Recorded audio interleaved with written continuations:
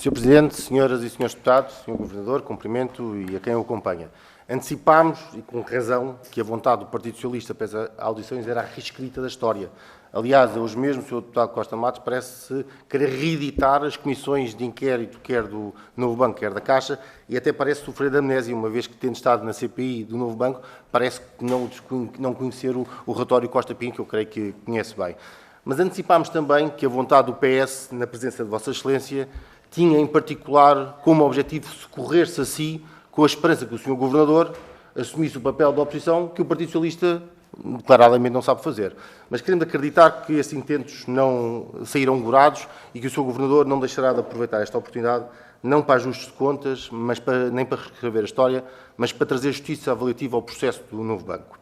Divido, pois, esta minha intervenção nas 5 fases que creio que podemos dividir do processo do Novo Banco.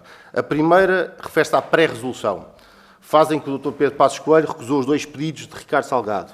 O primeiro, recordo, era de influenciar à época o Governador do Banco de Portugal, Carlos Costa, para, em linguagem corrente, deixar o BES em paz e não fazer o seu trabalho de acompanhamento. O segundo pedido era de que a Caixa financiasse o GES. Creio que o Dr. Mário Centeno fará justiça sobre este período. Por isso pergunto se não há um antes e um depois de Pedro Passos Coelho na relação com a banca, e se não foi com Pedro Passos Coelho que se deixou para trás o período de má memória de Sócrates, Vara e outros, onde o poder político subordinava ao económico, como aliás se comprovou muito bem na segunda Comissão de Inquérito à Caixa Geral de Depósitos. E a partir daí se passou a levar a sério o interesse público e a separação de esferas. A segunda fase é da própria resolução. O PS, no seu setor mais bloquizado, pretende reescrever a história. Confesso que também sempre foi com alguma surpresa que vi o Dr. Mário Centeno, aí na pele de Ministro das Finanças, recorrer a expressões como desastrosa para qualificar a resolução. Creio que esta audição é um bom momento para, não diria pedir desculpa pelas essas expressões, mas para assumir que a sua avaliação e as expressões utilizadas em 2020 terão de ser interpretadas à luz do calor da discussão político-partidária e que hoje, na verdade, reconhece, tal como o seu vice-governador Luís Máximo dos Santos, ou como a anterior presidente do IGCP, Cristina Casalinho, ou ainda como Isabel Schnabel, da Comissão Executiva do BCE, entre outras personalidades nacionais e estrangeiras, que a resolução decidida pelo seu antecessor foi a melhor decisão de entre as possíveis entre as possíveis para a defesa da estabilidade financeira dos contribuintes e dos clientes. Pergunto, o Sr. Governador está do lado destas personalidades nacionais e estrangeiras ou está do lado do Bloco de Esquerda e do setor bloquizado do Partido Socialista relativamente à resolução? A terceira fase é a venda da Lone Star. Aqui as perguntas são muito diretas. À luz do que conhece hoje, reconhece que o compromisso assumido então pelo Primeiro-Ministro António Costa na conferência de imprensa com Vossa Excelência ao lado, que a venda não iria acarretar quaisquer custos diretos ou indiretos, foi um erro? Creio que há pouco assumiu que alguns custos teve essa venda, mas queria ter a sua opinião e o seu esclarecimento. E lamenta ainda não ter tido a capacidade de impor a solução que se encontrava já desenhada para que o Fundo de Resolução pudesse nomear um administrador do novo banco. O que é que falhou nessa negociação junto da Comissão Europeia? Não considera ainda que a presença de um administrador nomeado pelo Fundo de Desenvolvimento de Resolução no novo banco poderia ter permitido um melhor acompanhamento da gestão e, eventualmente, evitado a venda em saldo de muitos ativos do novo banco.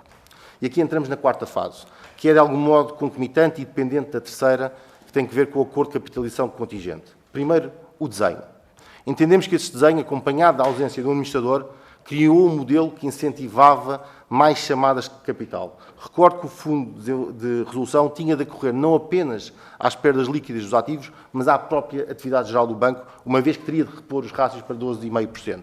Hoje teria o Sr. Governador, e na época Ministro das Finanças, feito algo diferente.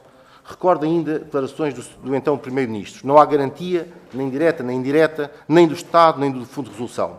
Este mecanismo só, e agora cito, sublinho só, será acionado em resultado de um evento de crédito em que o rácio de capital fica abaixo dos 12,5%.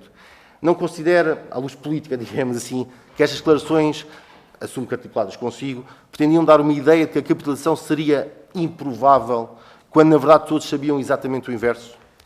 O Sr. Governador, ainda nesta matéria, confessou que as transferências do Fundo de Resolução foram faseadas nos termos em que foram para não ter efeitos negativos, ou não era a única razão, mas também essa razão, no déficit de 2017. É uma declaração sua aqui nesta Comissão há 3 ou 4 anos atrás. Arrepende-se de ter tomado decisões que deveriam ser apenas técnicas com propósitos políticos, ou é uma assunção errada da minha parte?